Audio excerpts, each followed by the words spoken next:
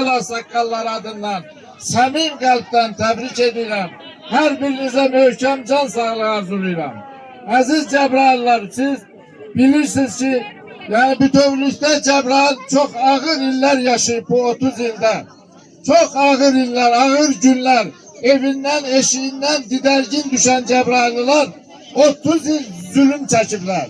Ama Allah sana şükür, indi torpağımız işgaldan azad olup, Azerbaycan ordusu düşmanı dövüş bölgesinde darmadağın dağıttı. Hakikaten bu belədir. Ve elə ona göre de düşman mahvolarak it kimi dövüş bölgesinden kovuldu. Yani bu işleri mahvediblər. Hadrut'un 12 kəndini darmadağın dağıdıblar. Büyünəsi həmin Cəbrayıldır ki, buradadılar. O Cəbrayıldır ki, 5000'e kadar şehit verdi.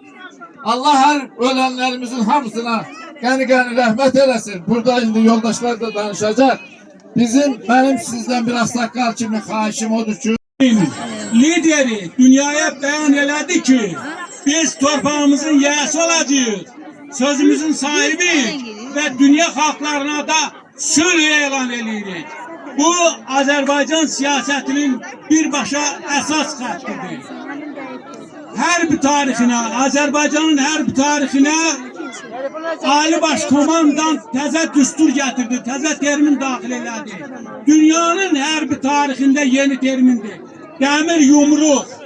Bu dəmir yumruq Azərbaycan xalqı və Azərbaycan ordusunun birliyidir. O dəmir yumruğun sahibi Ali Başkomandandır. O dəmir yumruğun sahibi Azərbaycan xalqıdır, Azərbaycandır, vətəndir.